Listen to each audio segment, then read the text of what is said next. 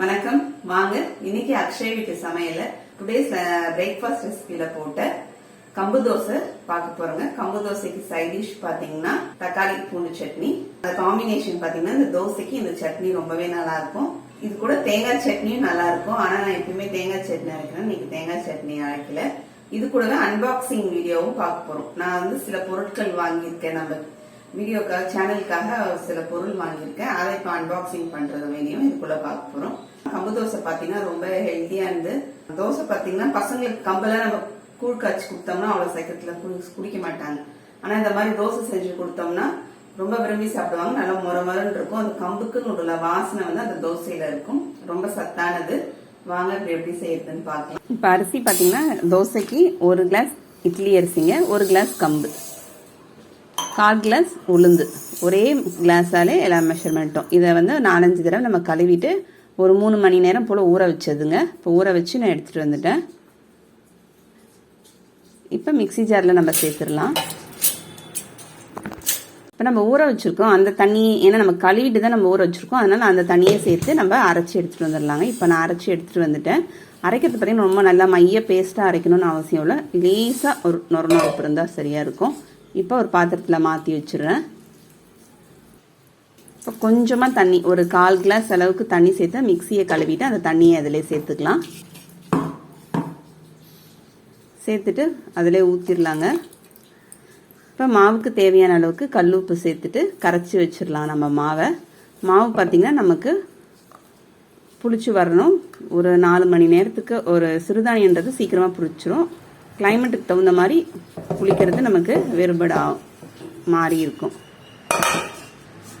இப்போ நம்ம ஃபர்ஸ்ட் சட்னி தாளிச்சு வச்சிடலாங்க. தாளிச்சு வச்சுட்டு அப்புறமா அன்பாக்சிங் வீடியோ பார்க்கலாம். அது மாதிரி கொதிச்சுட்டே இருக்கும். இப்போ ஒரு 1/2 கிலோ சட்னிக்கு பார்த்தீங்கன்னா நான் ஒரு 1/2 கிலோ தக்காளி பழத்தை எடுத்து கழுவிட்டு நல்லா உப்பு தண்ணியில் போட்டு வச்சிருக்கேன். கூட கருவேப்பிலையும் தண்ணியில் போட்டு கழுவி எடுத்து வச்சிருக்கேன். இப்போ சுட தண்ணி இருக்கு, இதை இறக்கி வச்சிடலாம். பார்த்தீங்கன்னா பால் இருக்கு. இன்னைக்கு நைட் வந்து டின்னருக்கு தான் இப்போ வந்து தோசையும் நம்ம சட்னியும் செய்யறோம்.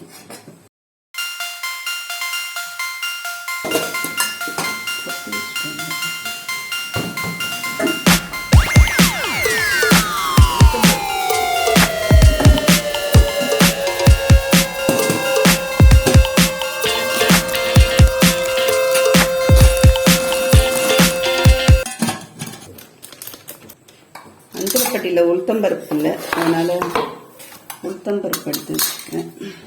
இப்போ தக்காளி பழத்தை நம்ம கட் பண்ணிட்டு இந்த நடு பகுதியை எடுத்துடலாங்க. தக்காளி பழத்துல ஏன் இந்த நடுவில் இருக்கிறதுல கட் பண்ணி எடுக்கணும் சப்ஸ்கிரைபர் கேட்டிருக்காங்க. தக்காளி பழத்துல வந்து இந்த நடுவில் இருக்கிற இந்த பகுதி வந்து வெள்ளை பகுதி வந்து நல்லதில்லைன்னு சொல்லுவாங்க. அதே மாதிரி வந்து கிட்னி ஸ்டோன்ஸ்லாம் வந்து இந்த சீட்ஸால வரும்னு சொல்லிட்டு அதனால தக்காளி பழத்தை வெள்ளை பகுதியை எடுப்பாங்க. எனக்கு தெரிஞ்ச வரைக்கும் நான் சொல்றேன், அவ்வளவுதான். யாருக்காவது தெரிஞ்சிச்சுன்னா கமெண்ட்ஸ்ல சொல்லுங்க வேற என்ன காரணம்னு சொல்லிட்டு. அது டக்கு டக்குன்னு குரல் வந்து உள்ள போயிடுது. சிலிண்டர் கூட எத்தனை நாளைக்கு வருதுன்னு கேட்டிருந்தாங்கன்னு சொன்னீங்க. சிலிண்டர் பாத்தீங்கன்னா ஒரு 30 நாளைக்கு, ஒரு 30-35 நாளைக்கு எனக்கு சிலிண்டர் வரும். அதுல நான் குடிக்கிறதுக்கு ஒரு காலையில ஒரு குண்டா சுட தண்ணி போட்டேன்னா திரும்பியும் சாயந்தரத்துக்கு ஒரு குண்டா சுட தண்ணி போடுவேன். இந்த சட்னி வந்து நம்ம ஊருக்கெல்லாம் போகும்போது நம்ம எடுத்துட்டு போனோம்னா நல்லா இருக்கும் சாப்பிட்றதுக்கு, டேஸ்டா, இட்லிக்கு எல்லாத்துக்கும். உனக்கு சமையல் யார் சொல்லி கொடுத்தாங்க ஆனந்தி? எனக்கு சமையலா? எனக்கு வந்து சமையல் பாத்தீங்கன்னா கல்யாணம் பண்ணிட்டு வரும்போது எனக்கு சமைக்கவே தெரியாது. சொல்லப்போனா டீ காஃபி போட கூட தெரியுமான்னு தெரியாது, தெரியல. அந்த அளவுக்கு ஒண்ணுமே தெரியாது. எனக்கு தெரியும், உனக்கு தெரியாது. உனக்கு தெரியாதுன்னு எனக்கு தெரியும், அதான் சொன்னேன். எங்க வீட்டுல வந்து எங்க அம்மா தான் எல்லா சமையலும் சமைப்பாங்க. அதனால எனக்கு வீட்டுல எங்க அம்மா வீட்டுல சமைச்சு பழக்கமும் கிடையாது. இங்க கல்யாணம் பண்ணிட்டு வரும்போது அதெல்லாம் ஒண்ணும் சமைக்க தெரியாது. நான் இங்க வந்ததுக்கு அப்புறம் எங்க அத்தை தான் வந்து சமைச்சிட்டு இருந்தாங்க. நான் வந்து காயெல்லாம் கட் பண்ணி கொடுப்பேன். அரிசி கழுவி, கீரை அதெல்லாம் கழுவி கொடுப்பேன். மற்றபடி அவங்களே சமைச்சிருவாங்க. ஆனா அவங்க சமைக்கும் போது பக்கத்துல நின்றுட்டு பார்ப்பேன் சமைக்கிறது. நான் போயிட்டு உக்காந்துடலாம் மாட்டேன், அவங்க கூட தான் நின்றுட்டு இருப்பேன் சமைக்கும் போது. அதுக்கப்புறமா கொஞ்சம் கொஞ்சமா அப்படியே பார்த்து எங்க அம்மா கிட்ட கேட்டு அப்புறம் எங்க வீட்டுக்கு போனா அவங்க எங்க அம்மா கிட்ட கேட்டு எங்க மாமியார் சமைக்கும் போது அவங்க கிட்ட கேட்டு அப்புறம் எங்க நாத்தனார் எல்லாம் நல்லா சமைப்பாங்க. பிரியாணி எல்லாம் வந்து எங்க பெரிய நாத்தனார் தான் சூப்பரா பண்ணுவாங்க. அவங்க கிட்ட கத்துக்கிறது நான் நிறைய சொல்லி கொடுத்துருக்கேன்ல. அதுக்கப்புறம் நிறைய சமையல் புக் படிப்பேன். அந்த மாதிரி சமையல் புக் படிக்கும்போது கீழே பாத்தீங்கன்னா ரேவதி சண்முகம் வந்து நான் சமைப்பாங்க. அவங்க வீடு சமையல் வந்து எனக்கு ரொம்பவே பிடிக்கும். ரேவதி சண்முகம் சமையல். அதனால அவங்க சமையல்லாம் பார்ப்பேன். அந்த மாதிரி கத்துக்கிட்டதான் சமையல் வந்து நம்ம செய்ய செய்ய நமக்கே வந்து பழகிடும். நம்ம செய்ய செய்ய பழகிடுச்சுன்னா நமக்கு தனியா வரும். யாருமே நம்ம வந்து ஃபர்ஸ்ட் எடுத்தோடனே சமையல் வந்து கத்துட்டு எதுவுமே கத்துட்டு வர முடியாது. அதனால எல்லாருக்கும் பழக ஆரம்பிச்சு. இப்ப தக்காளி பழக்கெல்லாம் கட் பண்ணி வச்சாச்சு. இப்போ வந்து காஞ்ச மிளகாய் சேர்த்துக்கலாங்க. மிக்சி ஜார்ல 1 2 இப்போ 1/2 கிலோ தக்காளிக்கு பாத்தீங்கன்னா நான் 2 மிளகாவும் கலந்து போடுறேன். அதாவது காரம் இருக்கிற மிளகாவையும் காரம் இல்லாத மிளகாவும் சேர்த்து கலந்து போடுறேன். இது காரமா இருக்கும் ஆந்திரா மிளகாய். இதுல ஒரு 3 போட்டுக்கு போறேன். அப்புறம் காரம் இல்லாத மிளகால ஒரு 3 போட்டுக்கு போறேன். இது வந்து நார்மல் மிளகாய், நம்ம ஊர்ல கிடைக்காது. இது வந்து காரம் கம்மியா இருக்கும். அப்புறம் மிளகா கூடயே நம்ம வந்து பூண்டு ஒரு 1/2 கிலோ தக்காளி பழத்துக்கு பாத்தீங்கன்னா ஒரு 100 கிராம் அளவுக்கு பூண்டு உரிச்சு எடுத்து வச்சிருக்கேங்க. அது சேர்த்துக்கலாம். பூண்டு கொஞ்சம் நிறைய சேர்க்கும் போது பூண்டுடைய வாசனை வந்து இந்த சட்னியில நல்லா தூக்கி கொடுத்து சூப்பரா இருக்கும். ஃபர்ஸ்ட் இதை வெறுமனே ஓட்டிடலாம். மிளகாவும் பூண்டும் ஒரு ஓட்டியாச்சுங்க. கூட நம்ம தக்காளி பழத்தையும் போட்டுக்கலாம். நீங்க பெரிய ஜார்ல கூட போடுறதுன்னா போட்டு அப்படியே அரைச்சிருங்க. எல்லாத்தையும் ஒண்ணா. நான் இது கொஞ்சம் கொஞ்சமா போட்டு அரைச்சிக்கிறேன்.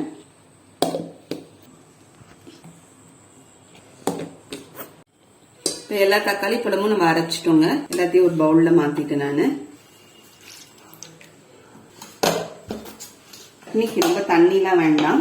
சும்மா ரவை தண்ணி, சும்மா ஒரு ஸ்பூன் அளவுக்கு தான் தண்ணி சேர்த்திருக்கேன் மிக்ஸி கலவரத்துக்கு மட்டும். இப்ப சட்னி தாளிச்சிடலாங்க. சட்னி தாளிக்கிறதுக்கு ஒரு கடாய் எடுத்து வச்சிருக்கேன்.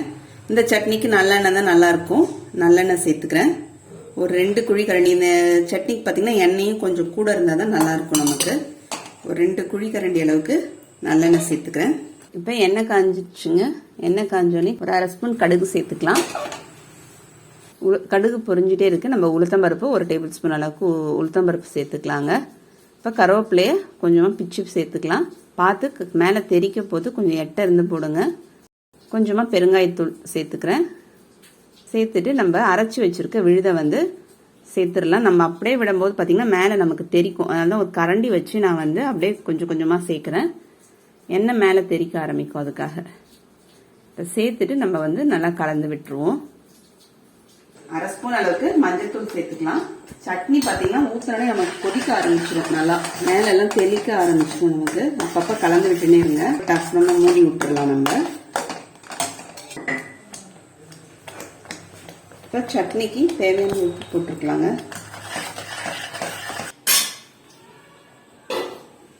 சட்னிக்கு நம்ம மஞ்சள் தூளும் உப்பும் போட்டு மூடி வச்சுட்டோங்க.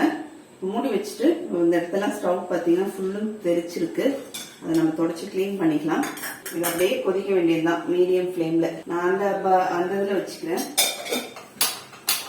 ஏன்னா இதுல பெரிய இடத்துல வச்சோம்னா நமக்கு வந்து ஃபிளேம் வந்து கொஞ்சம் ஜாஸ்தி ஆகும். இதுல வந்து கொஞ்சம் ஃபிளேம் வந்து கம்மியாகும். இது அப்படியே கொதிக்கிட்டோம்.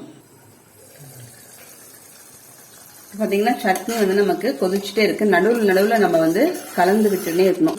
என்ன பாத்தீங்கன்னா மேல வரணும் நமக்கு. அந்த அளவுக்கு சட்னி நல்லா கொதிக்கணும். கொஞ்சம் லோ ஃபிளேம்ல வச்சு சட்னி நல்லா கொதிச்சாதான் நமக்கு எண்ணெய் வந்து பிரிஞ்சு மேல வரும். பாருங்க எந்த அளவுக்கு தெரிச்சிருக்கு. அதனால உடனே மூடி விட்டுறணும். நம்ம கரெல்லாம் கரெக்டா இருக்குங்க சட்னில. இப்ப வந்து நம்ம வந்து அன்பாக்சிங் வீடியோவை அதுக்குள்ள நான் என்ன வாங்கினேன்றத போய் பார்த்துட்டு வந்துடலாம். சட்னி பார்த்து நமக்கு சிம்ல லோ ஃபிளேம்ல கொதிக்கிட்டோம் நமக்கு. வாங்க.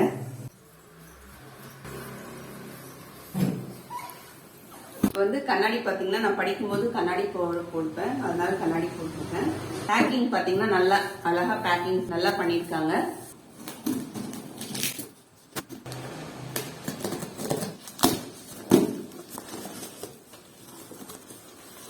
இதுக்குள்ள பில் வச்சிருக்காங்க. இதுக்குள்ள என்ன ஃபர்ஸ்ட் இருக்குன்னு உங்ககிட்ட காமிக்கிறேன். பேக்கிங் பாத்தீங்கன்னா நல்லா சேஃபா பேக் பண்ணி நமக்கு வந்திருக்கு.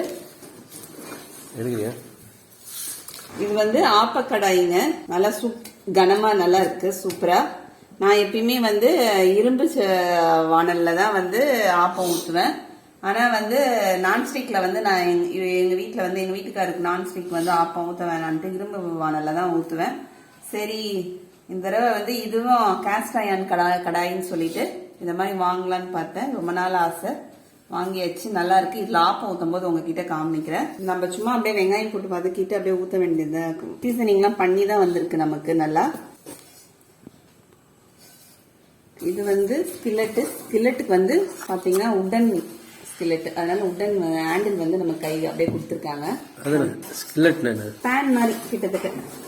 இது அடியில இருக்கு இந்த மாதிரி. இதுல வந்து நம்ம ஸ்க்ரூ போட்டு முடுக்கிக்க வேண்டியதுதான். இதுவும் நல்லா வெயிட்டா இருக்குங்க. இதெல்லாம் வந்து நம்ம ஒரு தடவை இன்வெஸ்ட்மெண்ட் பண்ணிட்டோம்னா லைஃப் லாங் நமக்கு நல்லா யூஸ் ஆகும். இப்போ நான்ஸ்டிக்கா இருந்தா கூட நமக்கு வந்து வீணா போயிடுச்சுன்னா நமக்கு வந்து தூக்கி போட வேண்டியதா இருக்கும். ஆனா இதெல்லாம் வந்து பாத்தீங்கன்னா ஒரு தடவை நம்ம வாங்கி வச்சோம்னா அப்படியே நமக்கு இருக்கும் லைஃப். இத மாதிரி பாருங்க, ஸ்க்ரூ கொடுத்துட்டாங்க, அழகா நம்ம வந்து முடுக்கிக்கலாம். இப்ப வந்து நம்ம நமக்கு வந்து கையில வந்து சுடாது. இதுக்குதான் வந்து உடன் ஹேண்டில் கொடுத்துருக்காங்க போல. நல்லா வெயிட்டா இருக்கு. ஏதாவது ஃப்ரை பண்றது எல்லாம் பண்ணலாம் அதுக்காக. இதோட ரேட் பாத்தீங்கன்னா ஆப்பக்கடாய் வந்து பாத்தீங்கன்னா 780.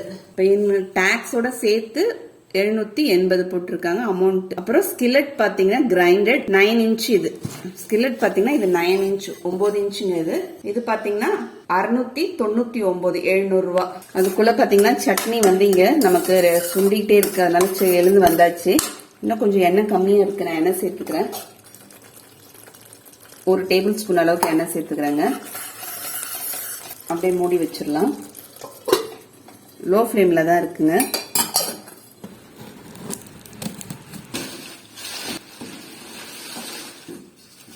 ஒரு கடாய் வாங்கியிருக்கேன், நல்லா குளியட். இது வந்து 11 இன்ச்சுங்க. இது வந்து குஷி கடாய் டீப் 11 இன்ச் வித் லிட்டோட கொடுத்துருக்காங்க நமக்கு. இதுக்கு மூடியும் இருக்கு நமக்கு. இதுதான் மூடி வந்து எவ்வளவு நல்லா அழகா பேக் பண்ணி நமக்கு உடையாம வரதுக்காக நல்லா பேக் பண்ணிருக்காங்க. பேக்கிங் பாத்தீங்கன்னா நல்லா லிட்டுக்கு பாத்தீங்கன்னா எவ்வளவு பேக் நல்லா சூப்பரா பண்ணிருக்காங்க பாருங்க.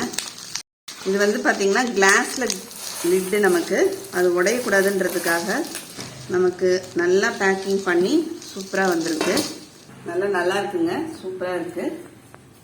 நல்லா கிரேவி எல்லாம் பண்றதுக்கு, குழம்புலாம் நமக்கு நான்வெஜ் எல்லாம் பண்றதுக்கு ரொம்பவே நல்லா இருக்கும். சிக்கன் குழம்பு கிரேவி பண்றதுக்குலாம் ரொம்பவே நல்லா இருக்கும். இதோட ரேட் பாத்தீங்கன்னா இதெல்லாம் நான் வந்து பாத்தீங்கன்னா ஆஃபர்ல வாங்கினதுலாம். இது இப்போ ஆஃபருடைய பிரைஸ் தான் உங்ககிட்ட விலை தான் சொல்லிட்டு இருக்கேன். ஆஃபருடைய விலை தான். இதோட விலை பாத்தீங்கன்னா 1800 ரூபாங்க. 1800 ரூபாய்க்கு வித் லெட்டோட நமக்கு கொடுத்துருக்காங்க. நல்லா இருக்கு. இது பாத்தீங்கன்னா நான் பாண்டிச்சேரியில இங்க வந்து பிரகாஷ்ல வாங்கினது. எவ்வளவு விலை? இது பில்லு வச்சிருக்கல நீங்க? 400 ரூபாயும் நினைக்கிறேன், 450. இது வந்து இந்த கடாய் பாத்தீங்கன்னா ரொம்ப நல்லா இருக்கு. ஜிலேபி கடாய் மாதிரி இருந்துச்சு. சரி, மீன்லாம் வறுக்கிறதுக்கு கொஞ்சம் நமக்கு நல்லா இருக்குமேன்னு சொல்லிட்டு வாங்கியிருக்கேன். ஆனா இது வந்து சீசன் பண்ணாததுதான்.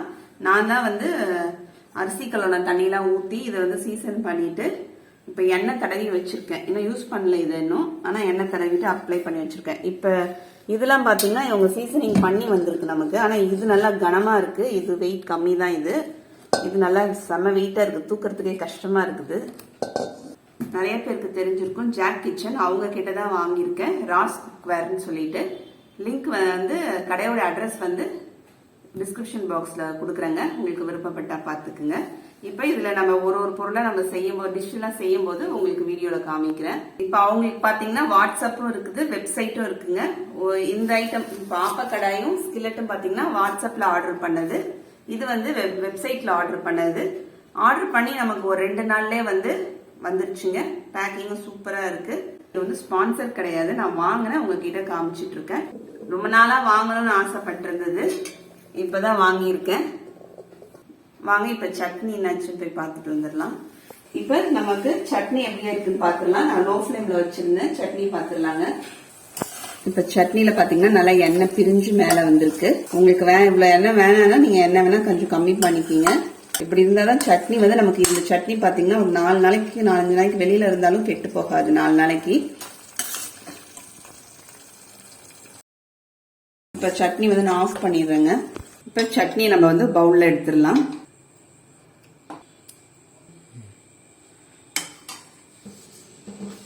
இப்ப சட்னி ரெடி ஆயிடுச்சு. நம்ம தோசையும் ஊற்றிடலாங்க. தோசை மாவு எப்படி இருக்குன்னு பாக்கலாம். தோசைக்கல் ஆன் பண்ணிட்டேன். இப்ப காலையில நம்ம வந்து மாவு அரைச்சி புளிக்க வச்சிருந்தோம்ல, மாவும் நமக்கு நல்லா புளிச்சு வந்திருக்கு. மாவு பாருங்க எந்த அளவுக்கு புளிச்சிருக்குன்ட்டு. இப்போ நல்லா கிளைமேட் பாத்தீங்கன்னா ரொம்ப சில்லுன்னு இருக்கிறதுனால நமக்கு கொஞ்சம் லேட் ஆயிருக்கு. இல்லைன்னா பாத்தீங்கன்னா சிறுதானியம்லாம் பொறுத்த வரைக்கும் ஒரு 4-5 மணி நேரத்துல நமக்கு வந்து புளிச்சு வந்துடும். இதே நம்ம வந்து நீங்க வந்து இப்ப வெயில் காலத்துலலாம் உங்களுக்கு 4-5 நேரத்துல புளிச்சு வந்துடும். இந்த மாதிரி குளிர் காலத்துல பாத்தீங்கன்னா கொஞ்சம் புளிக்கிறதுக்கு லேட் ஆகும், அவ்வளவுதான் வித்தியாசம். நல்லா கலந்து விட்டுறலாம் மாவை. இப்ப நமக்கு தோசைக்கல் நல்லா காஞ்சிச்சு, தோசை ஊத்திடலாங்க.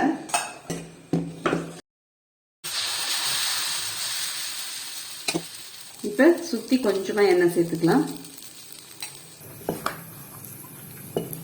இப்ப வந்து தோசை வந்து நல்லா நமக்கு செவந்து வந்துருக்கு பாருங்க. இப்ப வந்து நம்ம திருப்பிடலாம்.